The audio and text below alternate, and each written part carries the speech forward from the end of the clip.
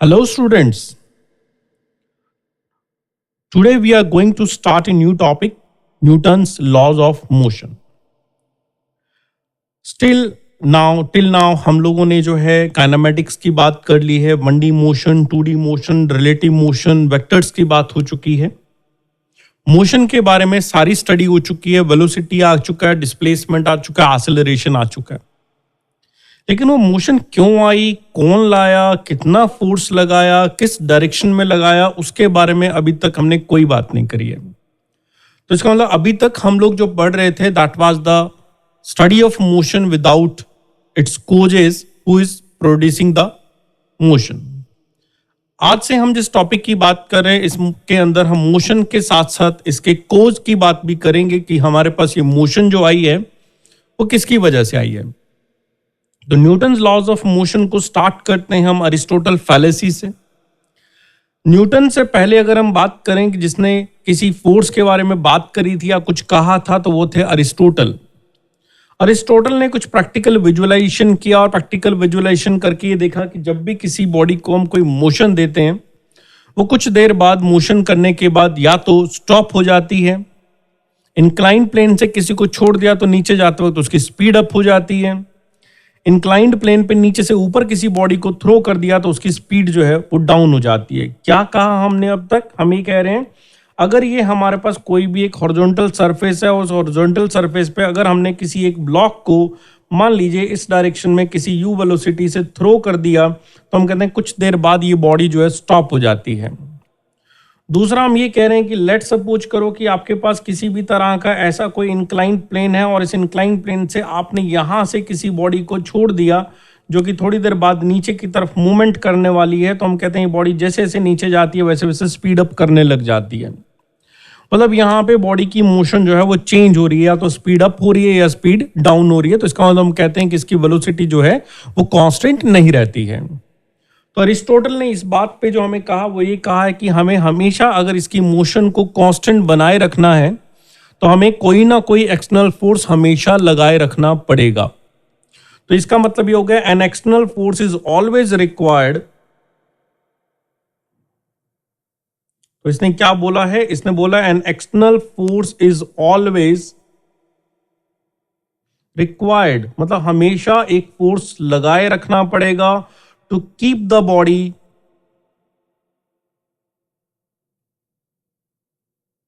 moving with constant velocity. And constant velocity का मतलब हो गया यूनिफॉर्म मोशन, और यूनिफॉर्म मोशन का मतलब होता है बॉडी एक स्ट्रेट लाइन में बिना किसी डायरेक्शन के बदले मूव कर रही है, तो उसे हम यूनिफॉर्म मोशन कहते हैं. तो अगर किसी बॉडी को यूनिफॉर्म मोशन कराना है तो हमेशा हमें एक फोर्स लगाए रखना पड़ेगा. अगर ये फोर्स नहीं लगाएंगे तो बॉडी जो है वो कांस्टेंट वेलोसिटी से मूव कर ही नहीं सकती. ये अरिस्टोटल ने कहा. तो अरिस्टोटल ने जो बात कही थी वो एक समझिए कि प्रैक्टिकल विजुअलाइजेशन है कि अगर हम रियल में ऐसा देखें तो ऐसा होता है.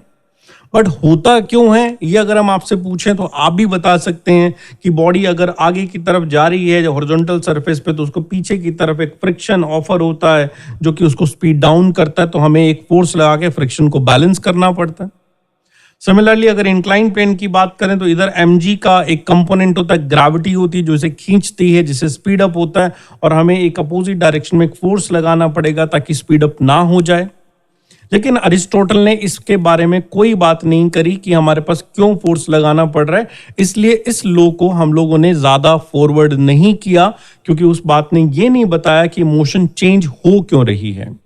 तो अरिस्टोटल फैलेसी में ये नहीं बताया गया कि मोशन चेंज हुई है तो क्यों हुई है, लेकिन अरिस्टोटल ने हमें ये जरूर बताया था कि अगर किसी बॉडी को यूनिफॉर्म मोशन में चलाए रखना चाहते हो तो आपको एक कांस्टेंट फोर्स हमेशा लगाए रखना होगा.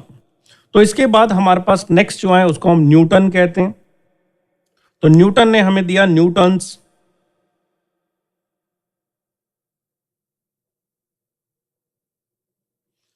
नेक्स्ट हम कहें कि हमें जो लॉ मिला वो that was Newton's first law.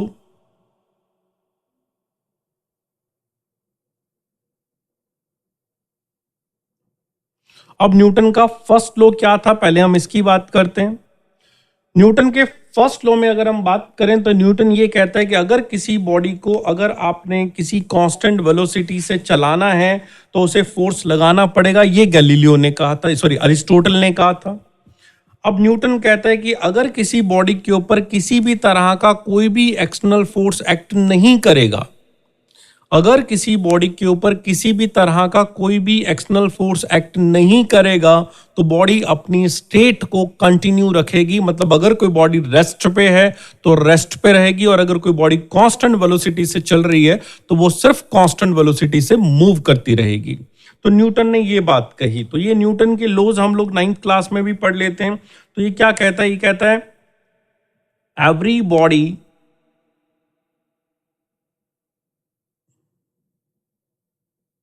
continues its state of rest, its state of rest or uniform motion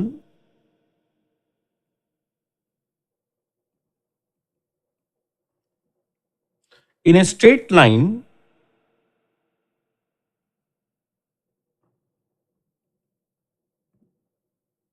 unless an external force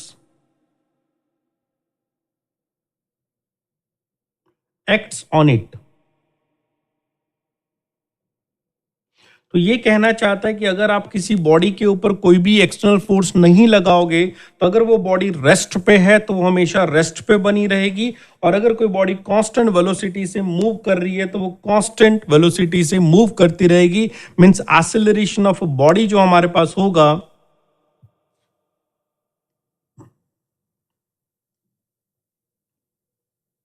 वो जीरो रहेगा। तो ये कहना चाहता है in the absence of the external force the net acceleration of the body will be zero. Acceleration zero होने का मतलब बॉडी रुकी हुई है तो चलेगी नहीं, और अगर चल रही है तो रुकेगी नहीं। तो ये हमारे पास न्यूटन का फर्स्ट लॉ हुआ। न्यूटन का फर्स्ट लॉ हम ये कहते हैं हमें डिफाइन करता है फोर्स की डेफिनेशन को कि what does mean by force. तो न्यूटन का first law defines force.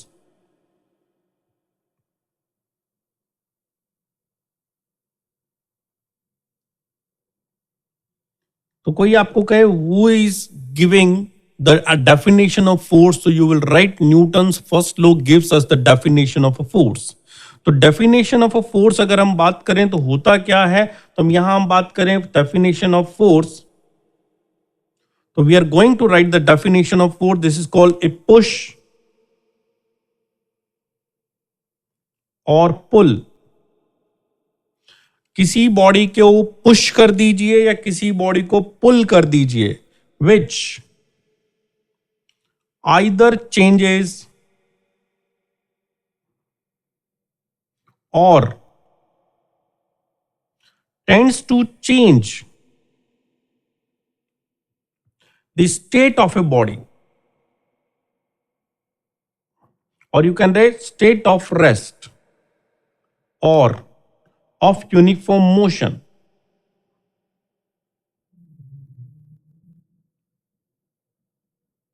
is called force। किसी बॉडी पे फोर्स लगाने पे या तो उस बॉडी की स्टेट बदल जाती है या फिर उस बॉडी की स्टेट को बदलने का ट्राई किया जाता है, तो उसे हम फोर्स कहते हैं।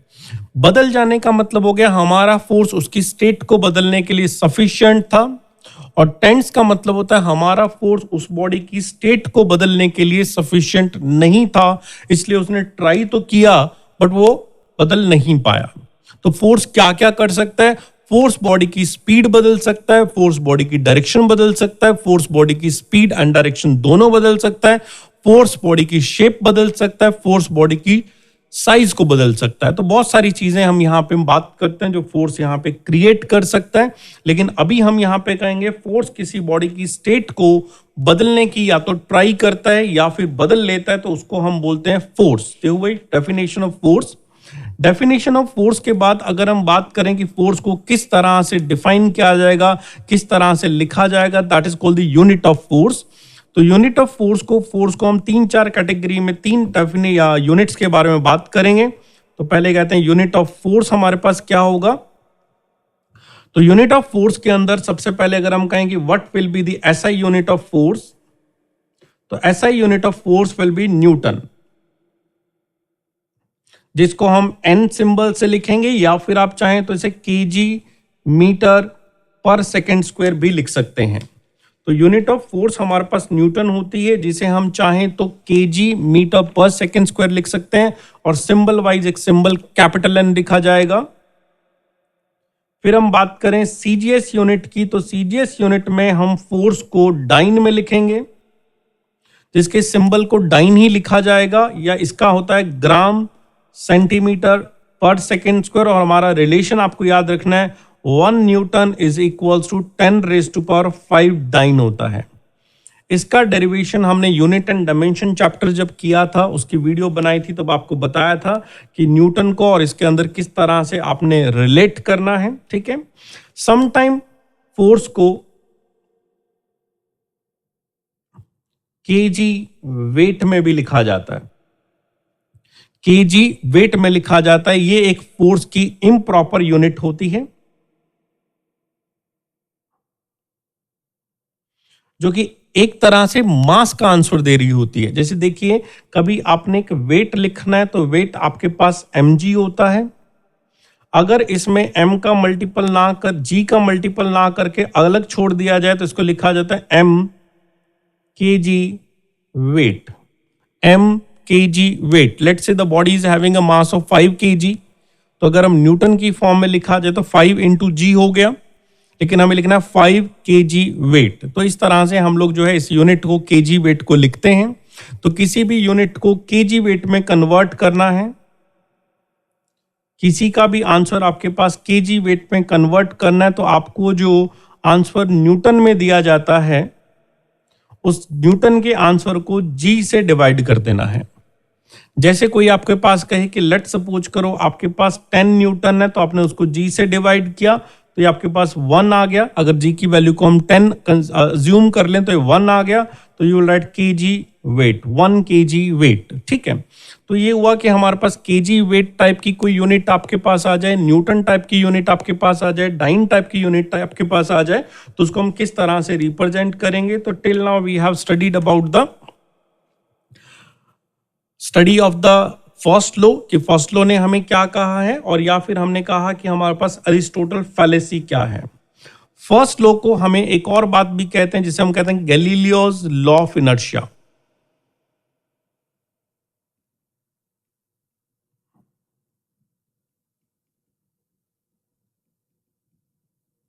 Galileo law of inertia is same name of Newton's first law.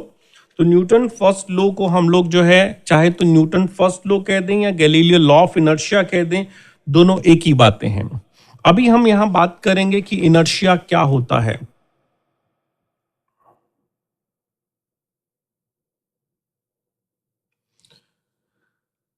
ठीक है, अगर हम इनर्शिया की बात करें तो मोस्ट ऑफ द स्टूडेंट्स जानते ही हैं कि इनर्शिया क्या होता है। किसी भी बॉडी को हमेशा अपनी स्टेट को बनाए रखने की टेंडेंसी रहती है, किसी भी बॉडी की अपनी स्टेट को बनाए रखने की टेंडेंसी रहती है, और उस बॉडी की अपनी स्टेट को बनाए रखने की जो टेंडेंसी रहती है उसको हम इनर्शिया कहते हैं।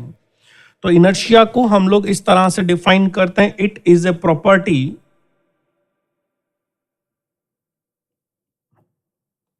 देखिए, अभी तक हमने जितनी भी बातें डिफाइन करी थी वो सारी की सारी फिजिकल क्वांटिटी हुआ करती थी।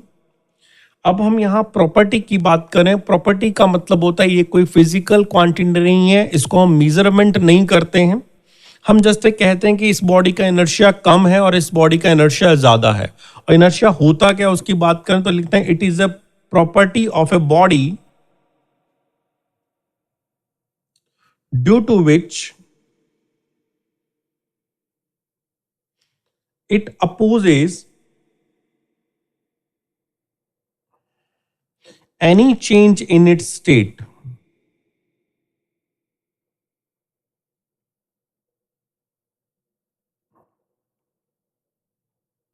Due to which it opposes any change in a state. इसका मतलब अगर कोई बॉडी मूव कर रही है, it has a tendency to move. अगर कोई बॉडी रेस्ट में है तो it has a tendency to keep it at rest. तो अगर हम उसको चेंज करने की कोशिश करेंगे तो वो बॉडी हमारा अपोज करेगी, हमारी स्टेट को बदलने का कोशिश को रोकेगी, तो उसको हम इनर्शिया कहते हैं। अगर रफली कहा जाए तो इसको ऐसा कहते हैं, mass is a measure of inertia.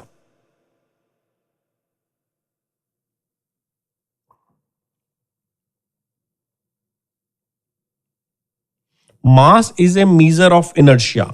इसका मतलब यह है कि अगर किसी बॉडी का मास ज्यादा है तो हम कहेंगे इसका इनर्शिया ज्यादा है, और अगर किसी बॉडी का मास अगर कम हुआ तो इसको हम कहेंगे इसका इनर्शिया कम है। इनर्शिया को हम 3 कैटेगरी में डिवाइड करते हैं। फर्स्ट हम कहते हैं इनर्शिया ऑफ रेस्ट,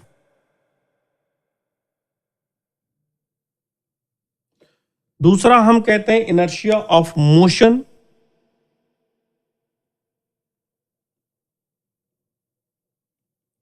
और थर्ड पार्ट की बात करें तो उसे कहते हैं हम इनर्शिया ऑफ डायरेक्शन।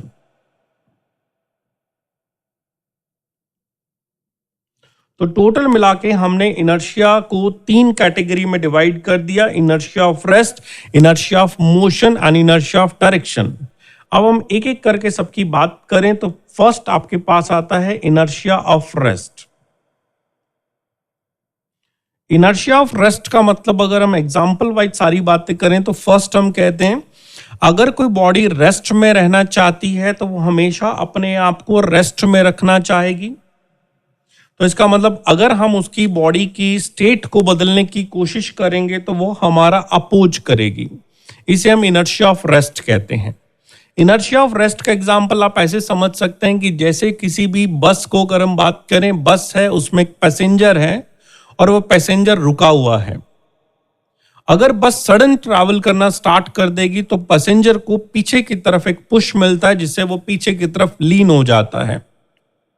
इसी तरह से अगर हम कहें एक पर्सन जो है वो हॉर्स राइडिंग करने के लिए हॉर्स पे बैठा है, अभी वो पर्सन और एज वेल एज हॉर्स दोनों स्टेशनरी हैं। जैसे ही वो हॉर्स एकदम से मूवमेंट करना स्टार्ट करता है तो उस पर्सन को पीछे की तरफ एक पुश मिलता है। तो this is another example of inertia of rest. फिर हम कहते हैं कि अगर किसी ट्री के ऊपर कुछ एप्पल्स हैं और ट्री के ऊपर कुछ फ्रूट्स हैं और अगर हम ट्री को सडन शेक करना स्टार्ट कर दें तो ट्रीज की लीफ जो है या फिर हम कहें ट्री के ऊपर लगे हुए एप्पल्स हैं वो नीचे गिरना स्टार्ट कर देते हैं। इसका मतलब तीनों कंडीशन के अंदर हमने पर्सन की बात करें, लीव की बात करें या पैसेंजर की बात करें, सब रेस्ट पे थे और अपने आप को रेस्ट में रखना चाहते थे, तो वो मोशन वहां तक ट्रांसफर नहीं हो पाई और सब जो है वहां से पीछे की तरफ मूव कर गए। तो ये इनर्शिया ऑफ रेस्ट के कुछ एग्जाम्पल हम कह सकते हैं। सेकंड अगर हम बात करें तो उसे हम इनर्शिया ऑफ डायरेक्शन कहते हैं, इनर्शिया ऑफ मोशन कहते हैं। तो सेकंड एग्जाम्पल में इनर्शिया ऑफ डायरेक्शन से पहले हमारे पास जो आता है वो है inertia of motion. Inertia of motion में हम कह सकते हैं कोई बॉडी ऑलरेडी पहले से मोशन में थी और हमने सडन उसको रोकने की कोशिश करी और मोशन उसकी नहीं रुक पाई, तो इसका मतलब वो अपने रोकने का अपोज करती है, तो इसे हम इनर्शिया ऑफ मोशन कहते हैं। जैसे कोई बस में पैसेंजर बैठा और बस सडन जो है पहले से ही मूव कर रही है। अब एक बस के अंदर बैठा हुआ पैसेंजर बस के साथ मूव कर रहा है और पैसेंजर को सडन अगर हम बात करें तो बस ने सडन ब्रेक लगाई, और अगर बस ने सडन ब्रेक लगाई तो पैसेंजर आगे की तरफ मूव कर गया। सिमिलरली हॉर्स के ऊपर एक जो है राइडर है, हॉर्स बहुत तेज भाग रहा है, सडन हॉर्स रुक गया तो पैसेंजर के आगे गिरने की टेंडेंसी आ गई। तो इस तरह से बहुत सारे एग्जाम्पल आपके पास होते हैं जिसके अंदर हम कहते हैं मोशन है और सडन एक मोशन बंद हो गई और दूसरे वाले को आगे की तरफ एक फोर्स एक्सपीरियंस हुआ है, आगे की तरफ गिरने की टेंडेंसी हो रही है, उसे हम इनर्शिया ऑफ मोशन कहते हैं। थर्ड पार्ट जो रहता है उसे हम इनर्शिया ऑफ डायरेक्शन कहते हैं। इनर्शिया ऑफ डायरेक्शन के अंदर कोई भी बॉडी किसी डायरेक्शन में मूव कर रही थी और सडन अगर डायरेक्शन बदल ली जाए तो वो बॉडी स्टिल उसी डायरेक्शन में मूव करती रहती है, इसे इनर्शिया ऑफ डायरेक्शन कहते हैं। जैसे समझिए किसी भी एक रोड पे एक कार मूवमेंट कर रही थी, ये हमारे पास कार है जो कि इस डायरेक्शन में मूव कर रही है, आगे जाके ये रोड कुछ इस तरह से बना दी गई और जैसी रोड यहाँ पे आई तो कार ने इस तरह से मूवमेंट किया, तो कार की वेलोसिटी इस डायरेक्शन में थी। हमें मूवमेंट इधर करना पड़ गया तो सारे पैसेंजर कार के अंदर जो है इस तरह से बाहर की तरफ एक फोर्स एक्सपीरियंस करते हैं। या फिर हम कहें कि हमारे पास कोई भी एक साइकिल है, उस साइकिल को किसी भी वेलोसिटी से चलाया जा रहा है और इस साइकिल को किसी वेलोसिटी से चलाया जा रहा है, तो इसके नीचे अगर मड आ गया तो ये मड इस तरह से टेंजेंशियल डायरेक्शन में पीछे की तरफ उड़ने लग जाता है, जिसे रोकने के लिए हम यहाँ पे मड गार्ड लगाते हैं ताकि वो जो है साइकिल के ऊपर तक ना आ जाए। इसी तरह से लेट से हम कहें कि हमारे पास कोई एक नाइफ है और उस नाइफ को हमने शार्प करने के लिए एक सर्कल के साथ टच कराया और इसके पास इस डायरेक्शन के अंदर जो है कुछ स्पार्क्स उड़ती हुई दिखाई दे रही हैं। तो इसका मतलब सब लोगों ने अपनी डायरेक्शन को मेंटेन करने के लिए कुछ इनर्शिया रखा है, तो इसे कहते हैं इनर्शिया ऑफ डायरेक्शन, जो डायरेक्शन मेंटेन करता है। तो इस तरह से बहुत सारी चीजें हमारे पास होती हैं जिसे हम कहते हैं इनर्शिया ऑफ डायरेक्शन है। अब जैसे हम कुछ क्वेश्चंस की बात करते हैं जो कि इनर्शिया पे बेस्ड होगा, तो फर्स्ट क्वेश्चन ये है कि अगर कोई भी बुलेट मूव करते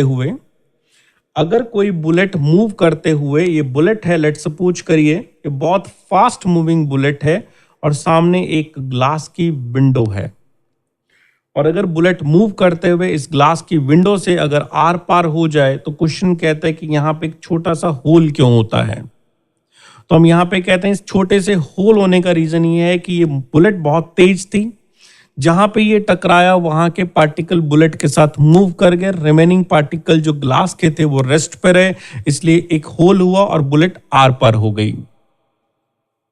इसी तरह से अगर हम ये कहें कि कोई